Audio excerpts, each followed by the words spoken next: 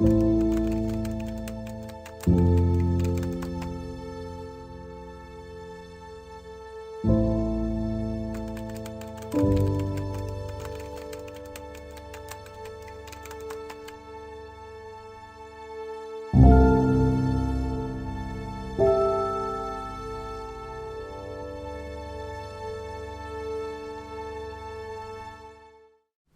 天的社会，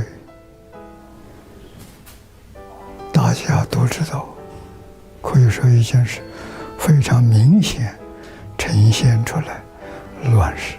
乱的程度，东西方历史里头找不到，有过乱，没有这么乱。所以很多人忧虑，怎么办？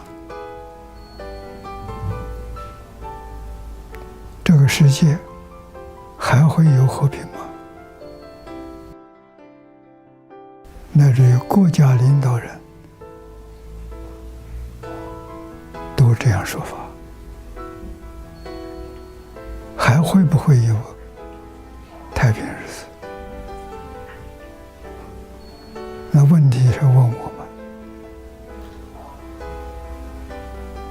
环境是我们人类创造的，主宰是我们，我们要和平，还是要动乱？是要平等，还是要竞争？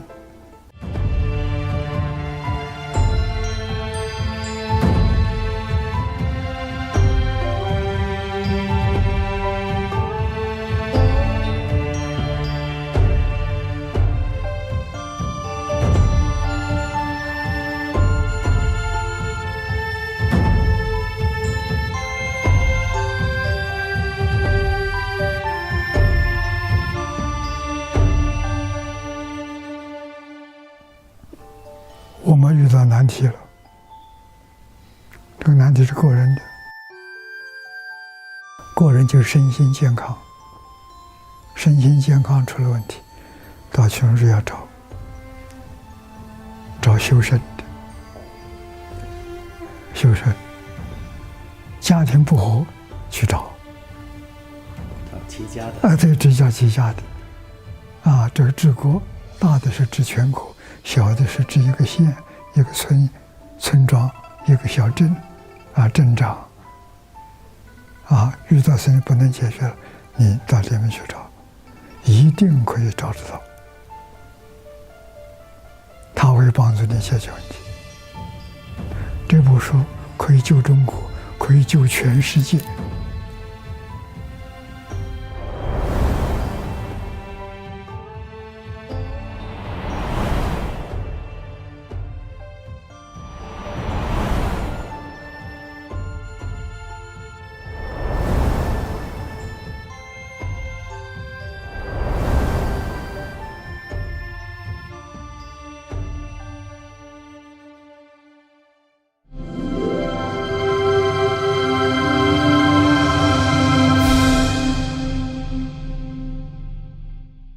唐朝在中国历史上很值得赞扬的一个时代。这个时代是唐太宗造成的。唐太宗用什么方法？群书之要。唐太宗27岁做皇帝，年轻啊。对于治国他是外行他是将军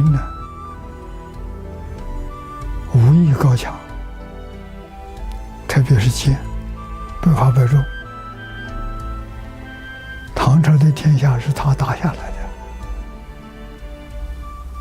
他父亲也要承认的，没有他就没有唐，唐是他缔造的。做了皇上了，不懂得怎么治国，别说治国了，治一个省、治一个县，他也没办法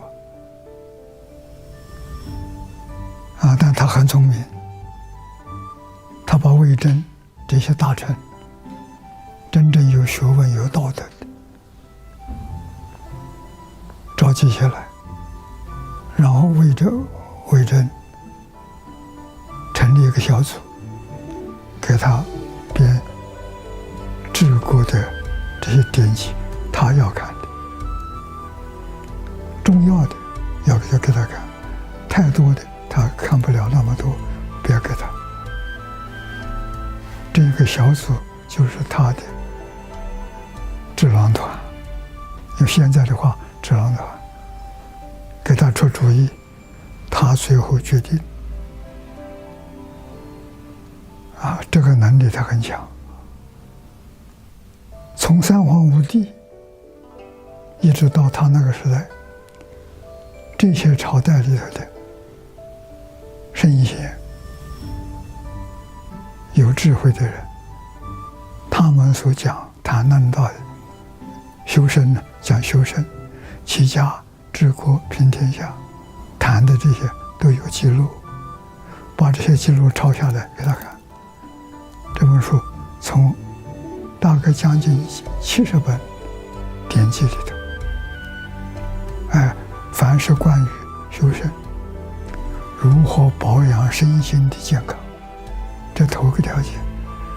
你没有强壮的身体，你什么事业都不能做，天天生病怎么行？所以头一个修身，第二个齐家，我怎么样把我家庭治好，让我这个家庭老少都快乐，都欢喜，把五伦五常在家庭里面实现落实，然后再往上推，家齐而后国治。你用治家的方法就能治国，用治国的方法就能够平天下。平天是平视的平等对待，和睦相处，那就是整个世界是一家人。这个人他欢喜所以他得到这部书，那么多人给他编、给他抄、给他收集资料，天天来给他看，看到欢喜。他就用这部书，自己根据这部书来行思，要求文武百官通通要读这部书。那么太宗他治理国家的成效如何呢？群书之要是不是起到效果了呢？我们看呢，太宗呢，他是公元626年即位，到公元649年去世，在位23年。他被誉为历史上的一代明君，有人称他是千古一帝。受群书之要的影响，唐太宗他以能够用贤纳谏、尊儒重道、勤政爱民而著称。他以文治天下，厉行节约，使百姓能够休养生息。结果很快就使社会出现了国泰民安的局面，开创了历史上著名的贞观之治，为后来唐朝100多年的盛世奠定了基础。那我们都知道贞观盛世、贞观之治，那么贞观盛世到底好到什么样的程度呢？我们可以从3个方面来看。首先呢，当时的农业得到了空前的发展，物产丰富。根据史书记载在贞观6、7年的时候，风调雨顺，连续丰收，像人们走到山东这些地方呢，都可以不用自带粮食，直接呢在路上就能买到，这是在以往的朝代从来没有出现过的现象。进了山东的村子，村民遇到过往的客人，都会很丰盛地招待他们，有时候呢还会赠送客人一些粮食。到了贞观8年、9年，还有13年到16年，这个农业又是连续丰收，所以我们可以想见呢，当时粮食丰收、物产丰富的局面。其次，贞观王朝的社会秩序好得令人难以置信。在贞观4年，也就是公元630年的时候，全国被判处死刑的人数有多少人呢？只有29人。到了贞观6年的时候，也就是632年，判处死刑的人数虽然增加到290人，但是在这一年的年末啊，唐太宗下令准许他们回家去办理后事，第2年的秋天再回来就死。我们知道古人都是在秋天行刑，春生夏长，秋收冬藏，这也是按照自然节律来办理政治。那么结果呢，到第2年9月的时候，这290个被判处死刑的犯人，无一例外的全部回来受刑。那从这里我们就知道了，即使是被判处死刑的犯人都没有逃跑，可见这些人呢，他都有羞耻心，他都知道自己做错事应该接受处罚，他没有怨言。从这里我们就知道了，当时的贞观盛世不仅仅是经济繁荣，而且呢，人心都非常的平和，老百姓心中没有多少的怨气，社会秩序也非常的好。第3呢，就是贞观王朝是中国历史上唯一没有贪污的王朝，这可能也是唐太宗最值得称道的政绩。在太宗治理下的中国，因为皇帝率先垂范，厉行勤俭，所以官员一心为公，力佐各守本分，滥用职权和贪污渎职的现象少之又少，可以说是降到了历史上的最低点。这和唐太宗运用群书之要的理念，以身作则，重视道德教化，并且制定了一套合情、合理、合法的政治制度密不可分。那么这些成就的取得，也说明运用圣贤之道治国，不仅有效易从，而且快速。所以大唐天下，天下大治，是群书之要造成的，是经过考验的，这不是理想的唐300年的盛世靠这个。所以这部书现在是中国党校的必修课程，主席带头跟唐太宗一样带头要求全国从政的人员认真地来学习，把中国大唐盛世再恢复，这是好事情。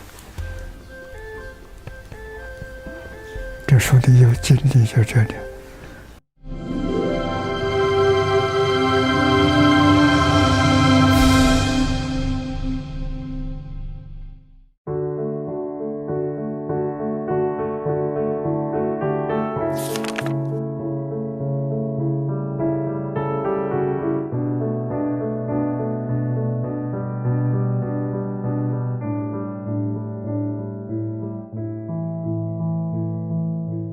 Oui, j'ai lu le livre des principes de gouvernance de la Chine ancienne.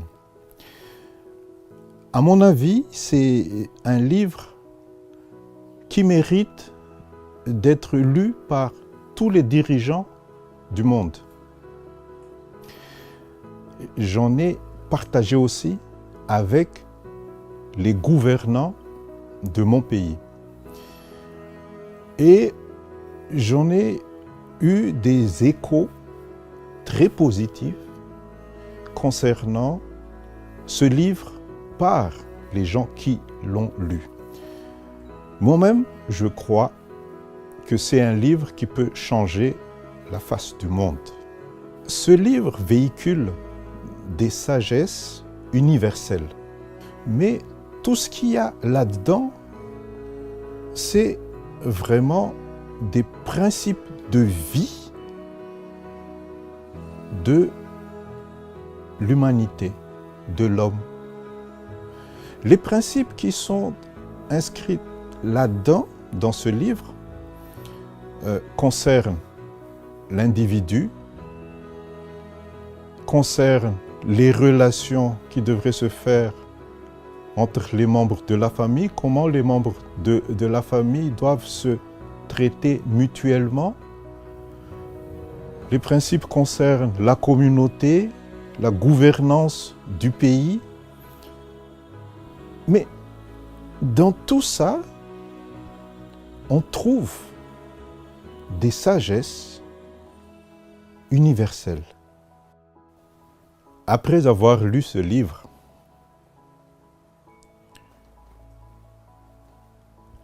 on s'y réfère tout le temps, même dans la vie quotidienne.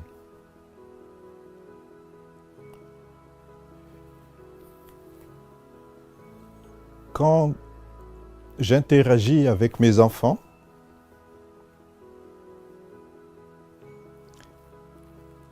quand il y a un peu de difficulté, dans ce livre, il y a la solution. Quand dans le travail, au travail, quand il y a quelques tensions, parce qu'il y a beaucoup de pression, parce qu'il y a beaucoup de choses à faire, quand il y a un peu de tension entre les membres d'un groupe, dans ce livre, il y a la solution pour dénouer tous ces problèmes. Mais, vous m'avez demandé les cotations des passages qui me paraissent essentiels. J'en ai choisi trois passages. Alors, je vais lire. Hein. Dans la page 28, Liu Tao, dans le rouleau 31, disait: si un dirigeant n'est pas vertueux, il risque de mettre sa nation en danger et de créer le chaos chez ses sujets. Un dirigeant vertueux amène la stabilité dans sa nation et l'ordre chez ses sujets.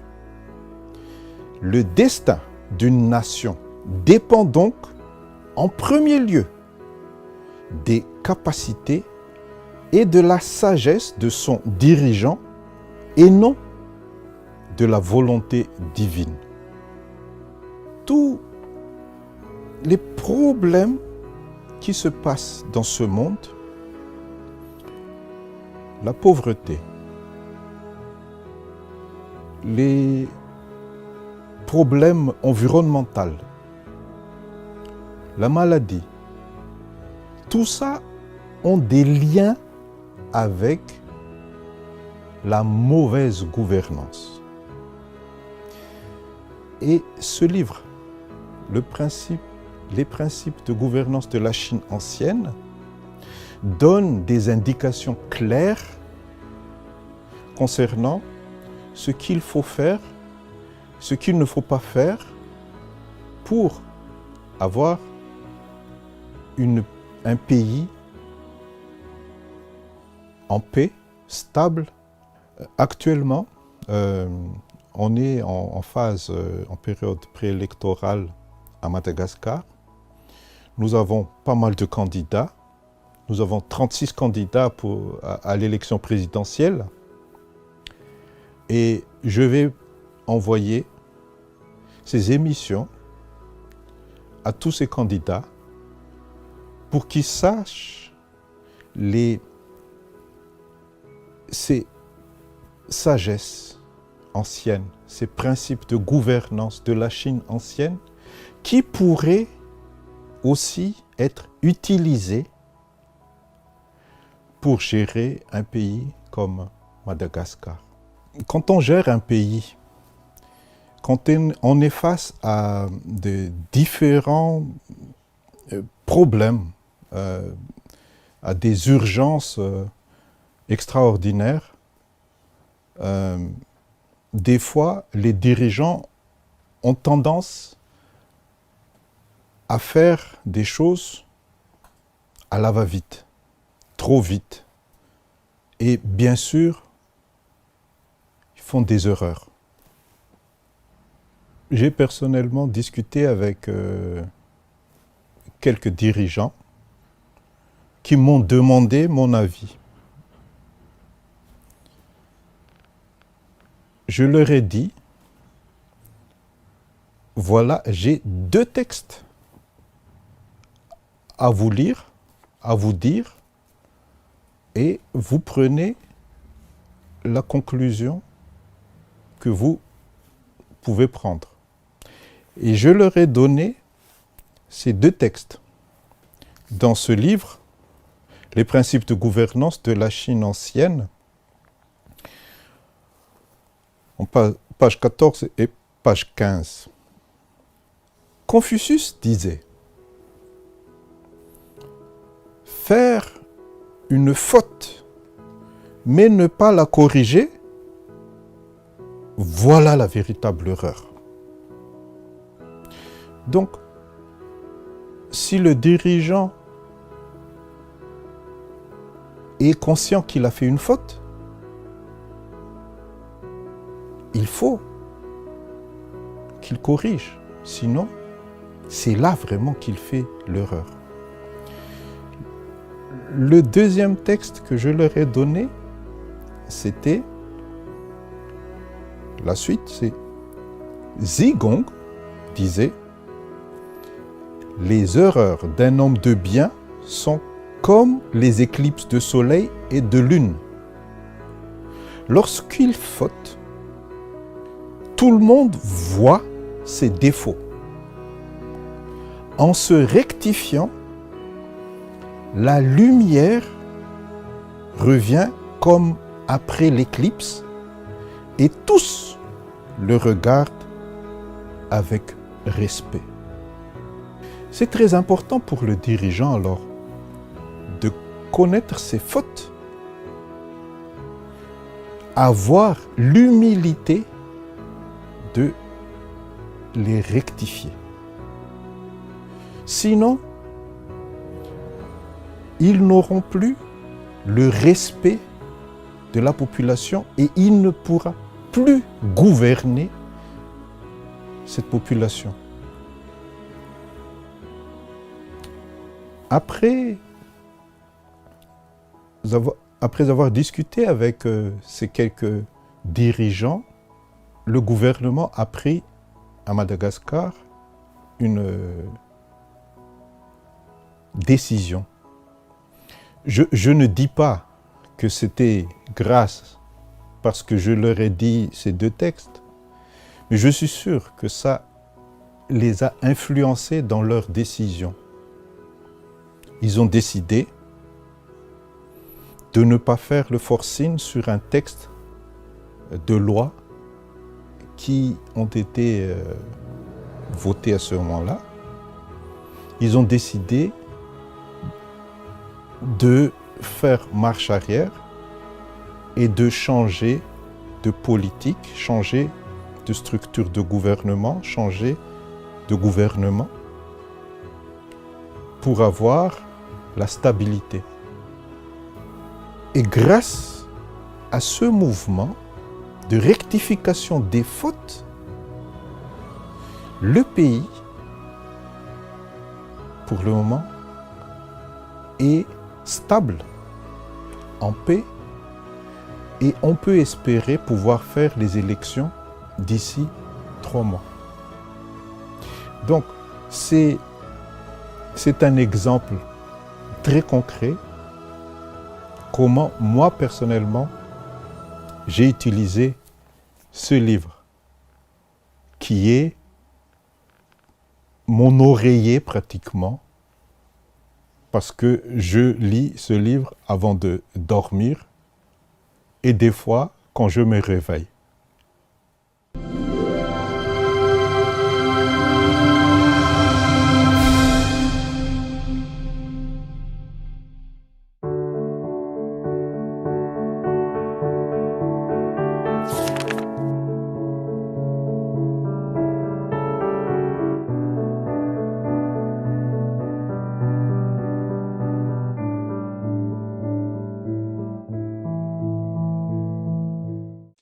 I will say that they've been missing something, missing a great source of wealth, of information. They've been missing a collection that could either reinforce their thinking or also show them new vistas of thinking.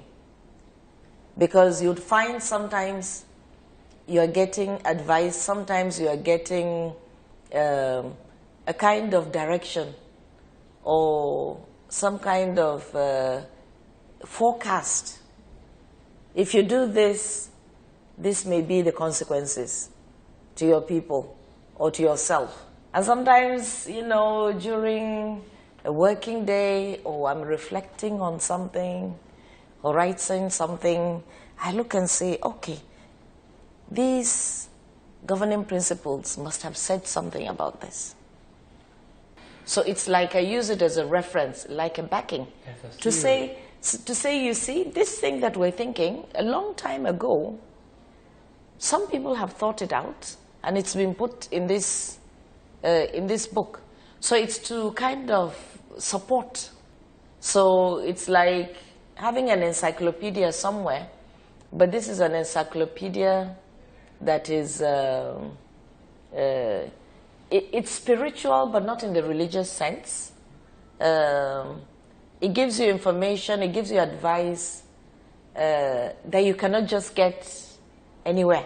I remembered one time with my minister, my present Minister of Education, and really I read quite a lot of scripts for him. But if you take, for instance, page 28, these are the virtues, you know, how a leader who is not virtuous will bring danger to the nation and chaos to his people. I remembered, you know, citing this example. We were just discussing generally about politics in my country. And then we were talking about the different political parties, the challenges of governance, and so on and so forth. And when we talked, then I said to him, look, there is this book that seems to have advice to the leader, how you can lead, how you can be a better leader to your people, and what happens to countries when they have bad leaders or people that are not supposed to be chosen are chosen as ministers. You know, what happens to that society, what happens to that nation. So we're talking like that, and then I took the book, and really I think we went through many of the scripts on leadership with him. And at the end of the day, I gave him a copy of the book. You know, it's only that not everybody has, you know, access, you know, to this kind of information. That's just coming, you know, not from any particular religious perspective. And for me, that's why I feel comfortable reading this. I feel comfortable giving it out to people. It's not that I'm giving anyone a religious text. These are very wise sayings and very wise scripts that will guide everyone from the young person to the very old person. Yeah. Those who bring benefits to the world will also bring benefits to them. For those who bring harm to the world will also bring harm to them. A benevolent ruler will attract the populace to follow him because he's good at bringing benefits to the world. So basically, for me, when you think of the world, you start with the family, the community, you know, because you will not just all at once bring benefit to the whole world. So it means you have to be good, you have to be kind, you have to be caring, you have to be sensitive, first to the family and then to your community. But if you are not, in the reverse, you know, it's like whatever are your bad deeds, you will reap the bad deeds. Because then, if you are not good, you are not kind, and this is to the family, to the community, the family will also, in a way, reject you and leave you to your fate. So this, for me, is very instructive. But it also goes on, ends with the benevolent ruler. The ruler that loves his people, that cares for his people. So if the ruler cares for his people, he's not wicked, he's always thinking of things in their best interest, the people will follow him. You know? Otherwise, there is a saying that if you think you're a good ruler or a leader, once in a while look back and see whether anybody is following you. Because if you're not a good ruler, most probably very few or nobody will be following you, genuinely. Looking at the individuals in history who have made contributions to the society, it is evident that they all had accumulated outstanding and remarkable stories through their endurance against innumerable physical strains and hardship. As well, they were assiduously thoughtful. They never let their studies go to waste, and they never changed their ideals despite poverty. Now here, for me, it reminds me of some of the great leaders we had in politics in Nigerian history. People who contributed a lot, went through a lot of suffering, because maybe their manifesto was people-oriented. We had one of such great leaders, he's late, one Aminu Kano. His own manifesto was always people-oriented, you know. So he always, you know, suffered for the people in the hand of opposition governments and so on and so forth. So this text actually reminds me of him, and then other people in other societies. You find that you take somebody like Nelson Mandela, you know, if we're looking at the African level, look at all his travails, look at all his sufferings, all for the freedom of the people, because you see, he said they have accumulated outstanding and remarkable stories through their endurance against innumerable physical strains and hardships, you know. And at the end of the day, they were just doing it for the people, not to gain anything for themselves. So for me, this is a very important, important scroll in African listing and my own personal life. Yeah.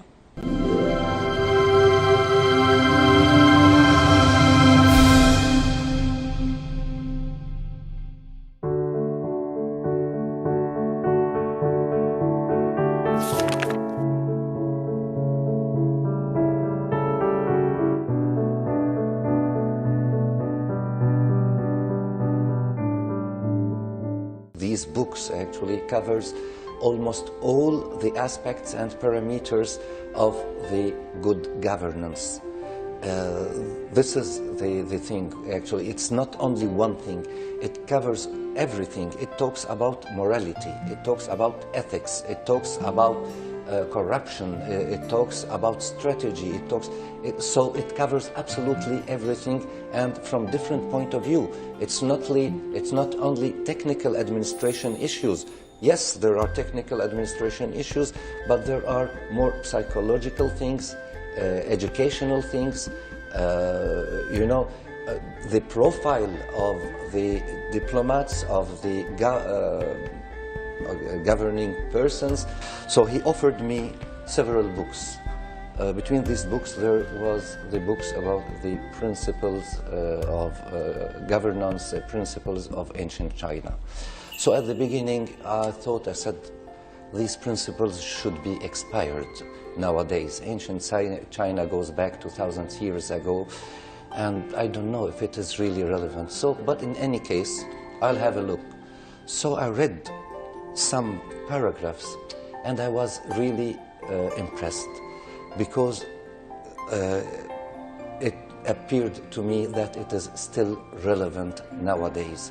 And more I read in it, I found that it is not only relevant, but it is in advance also in some articles for our time.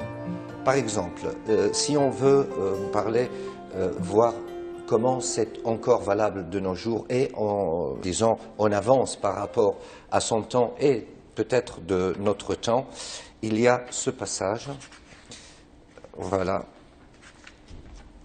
il est là. Donc, ici il dit, afin de cultiver sa vertu, un homme devrait d'abord montrer l'exemple auprès de sa femme, en la traitant toujours avec respect. Donc ici, on parle du respect de la femme, et c'est quelque chose qui est encore d'actualité dans beaucoup de sociétés de nos jours. Puis, en s'érigeant en modèle auprès de ses frères et sœurs, avant de prétendre pouvoir gouverner un pays. Donc ici, on demande au gouverneur de donner l'exemple du respect de la femme et de l'égalité de l'homme et de la femme. Et ça, vous savez que l'égalité des genres est une priorité de l'UNESCO. Si on veut, en fait, il y a beaucoup d'exemples, on va peut-être passer beaucoup de temps, mais je ne vais pas prendre tous les exemples. Je vais prendre peut-être un autre exemple qui est important, parce que c'est encore quelque chose qui nous manque. Voilà.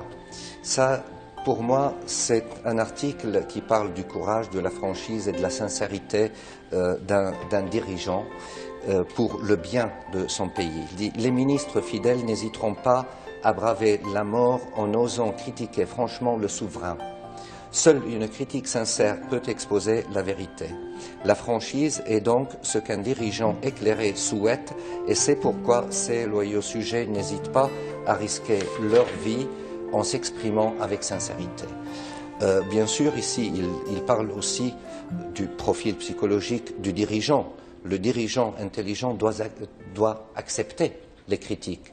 Et seuls les dirigeants qui ne sont pas intelligents, qui n'acceptent pas. Il y a beaucoup d'autres exemples aussi. Il y a des exemples qui correspondent un petit peu à la politique d'aujourd'hui et au clivage politique gauche-droite.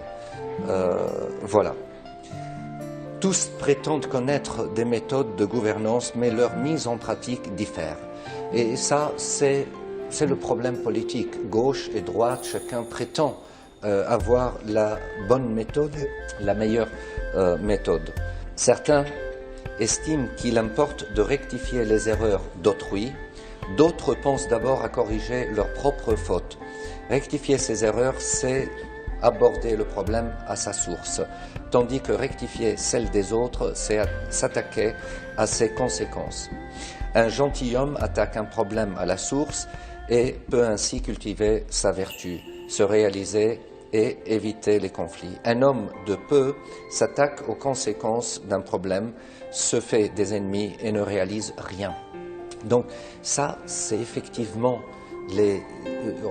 ça s'adapte aussi au clivage politique. Les uns n'ont pas quelque chose à proposer de concret et ne regardent pas leurs erreurs, mais ils se satisfont de critiquer les autres et dire voilà, c'est les erreurs des autres, toujours c'est la faute aux autres, et on ne regarde pas nos propres erreurs. Et si vous regardez sur les scènes politiques en Europe ou ailleurs, vous trouvez la même chose encore de nos jours. Bon, simplement pour finir, je pense qu'il y a un article qui résume à peu près l'ensemble de l'esprit de ces principes. Et c'est très simple et c'est très court. En fait, voilà, il dit, lorsque la morale, la vertu, le code d'éthique, la bienveillance et la droiture sont observés, le monde emprunte la véritable voie, en fait la véritable bonne voie. Donc c'est résumé. La bonne voie peut être atteinte à travers ces principes qui respectent la morale, la vertu, l'éthique, la bienveillance et la droiture. Et en réalité, tous les autres principes sont basés sur ou bien la morale, ou vertu, ou bienveillance, ou droiture, ou justice, ou égalité, etc.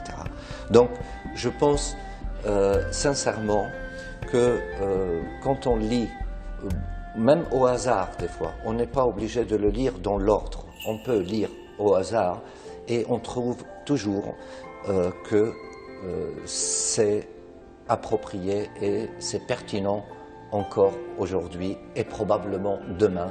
À mon avis, ces principes, ce sont des principes qui rapprochent l'homme de son état d'humain, de l'humanité. Et surtout, ça s'adresse aux gouvernants, et malheureusement, c'est les gouvernants de nos jours, à travers le monde, qui ont besoin de respecter ces principes. The most important thing to keep in mind is that these principles are still relevant nowadays, and they are based on the ideal principles of human beings, which is equality, justice, morality, ethics, and so on. So the most important thing to keep in mind the relevance of these principles. This is the first thing. Second thing, these principles could apply for any directing organ or person, and it is available not only for diplomats or for governing people, but for anybody who is involved in any administration, and also actually it could be used by any citizen just for the principles themselves.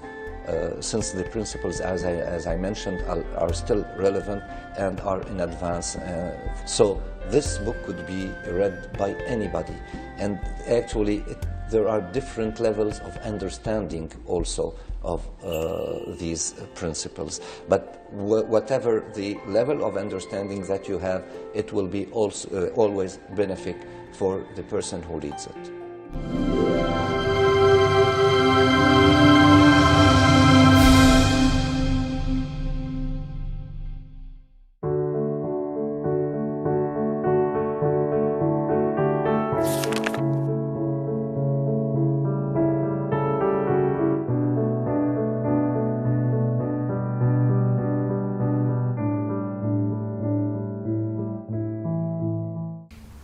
中国历史最完整，可以上溯到3000年，文字记载，全世界找不到第二家。中国人的智慧从哪里来的？并不是中国人独有。佛说得很好，智慧是从真心露出来的。我们现在这个地球上的人用的心是妄心，不是真心。真妄怎么说呢？真心是清净心，是本来的心。本来的心大家都一样，我有你也有，你有我也有，是一样的。没有起心，没有动念，是真心。我们眼见色，耳闻声，在听之前，正在听，听之后，都不起心动念，心是平的，那是真心。这一听，马上就波动，意见就来了，喜怒哀乐爱恶欲就现前了，那是妄心，那不是真心。妄心里头是有你的爱好，有你的怨恨，有这些东西，真心里头没有。真心像小孩刚生下来，他心是真心，他还不懂得这个我爱那个我要占据，还没有这个念头起来，那种心，婴儿之心是真心啊！你要是细心观察，很有味道。我好像是04年在日本参加一个，也是联合国教科文组织办那个活动，在日本办冈山，我去参加了。啊，早晨起来散步，有一个小年轻人推了个小车子，他的儿子还不到100天，2、3个月推出去，我就突然想起来，我说我们大家静下来，你们都来看，细心的观察，你一看这个小孩睁的眼睛，他对他的母亲，这没人教他，不到3个月吧。你看那是真正的爱，没有人教他，自自然然露出来的。所以我告诉大家，人生100日，100天之内，体露真常，他表演出来是真的，是不永恒不变常的。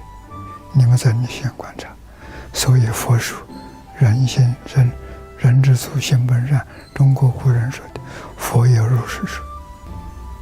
你一生保持用真心，你就是佛，你就是菩萨，你就是圣人。凡圣的差别在哪里？我们对一看马上就分别它，去执着它，喜怒哀乐都摆上来了，真心没有，像婴儿一样，他去看，他不会起这些妄想分别执着，他没有，永远保持婴儿的心，这个人就是神仙，在佛教里就是佛菩萨。这是人讲理论的，讲道理，他是从道流出来的，从理上流出来的，他不是从脑子里胡思乱想出来的。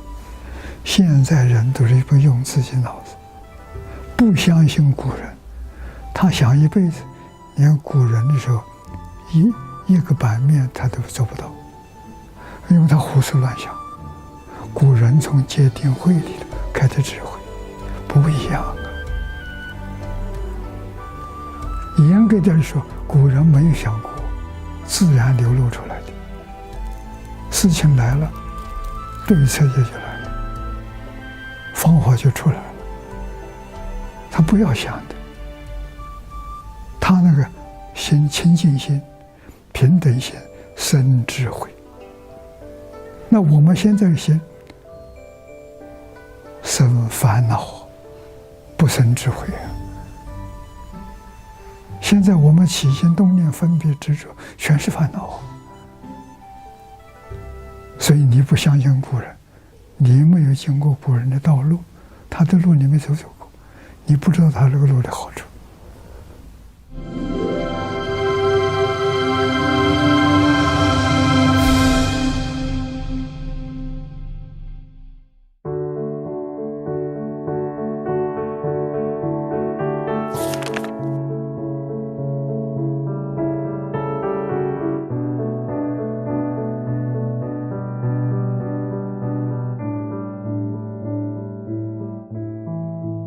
We have to balance out our ways on this planet, and the only way to balance out our ways on this planet is by means of learning, by means of creating a humanistic worldwide culture which is characterized by a great diversity and by also the maintenance of what has been developed over thousands of years.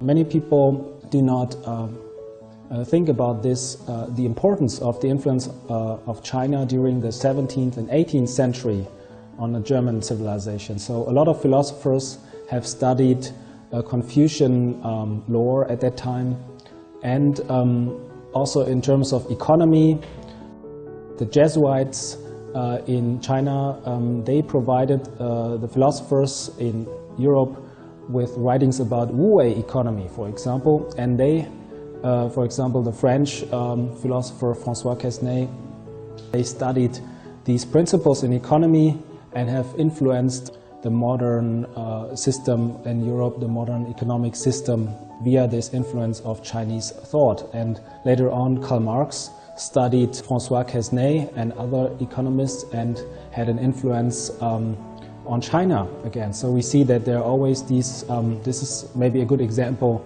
for exchange and also for the mutuality of learning which takes place in history.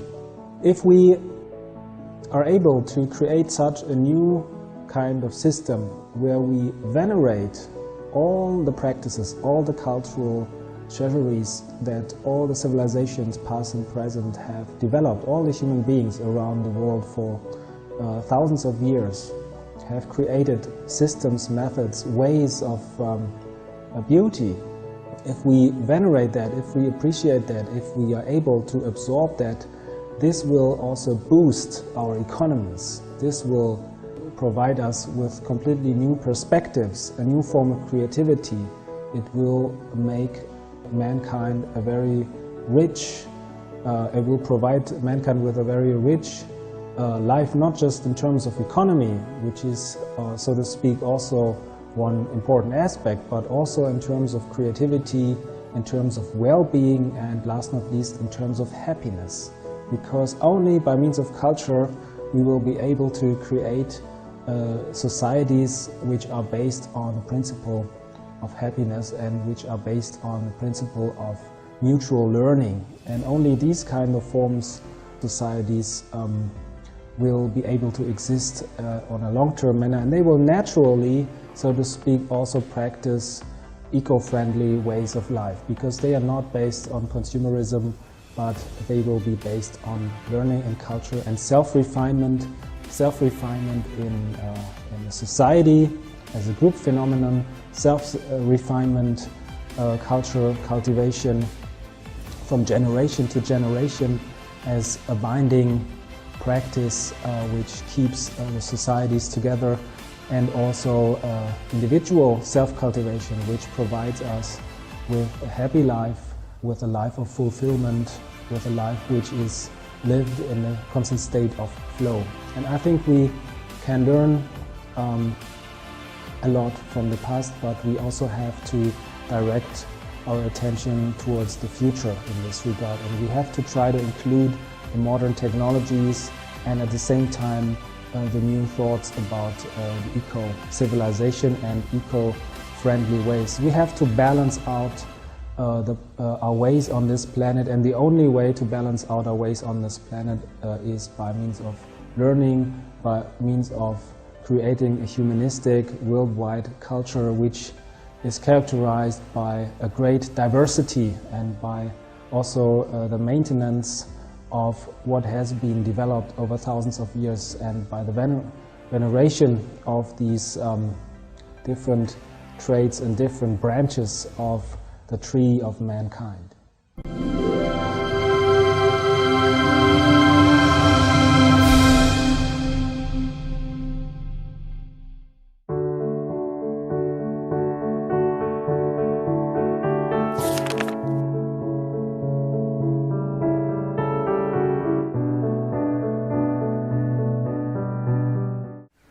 我在15年，前年15年，我参加联合国的这个和平会议，完了之后，我就到伦敦去，到英国去看一看。听说英国人政府下令，小学、中学、大学，所有在校的学生都要学中国文字，学中国语言，我感到很惊讶。我就看看到底真的是假的。啊，去的时候不知道怎么走路逢人，上医院接待。所以我跟着上医院这些医院谈论这个事情。我说你们为什么这样做法？他们很老实，他告诉我，19世纪是英国人的事情，20世纪美国人的事情，21世纪是中国人的事情。这不学中文，中国文字，将来要吃大亏。所以他们预先干。那么我在那也遇到一个很难得的一个缘分，威尔斯大学校长休斯，他来找我，所以他再把王子介绍给我。我跟王子也见过很多次面，最后才想出来，他说我们合办汉学院，我们来培养接班人。汉学院就这么缘起的。英国汉学院今年现在这是第3期了。我们的宗旨目的没别的，就是培养一批年轻人，有能力读全书治要。全书治要在那开一门课，有能力读。我说我就满足了，只要他们能读，好好的学，然后回归到自己，修身齐家治国平天下，我们的教育就成功了。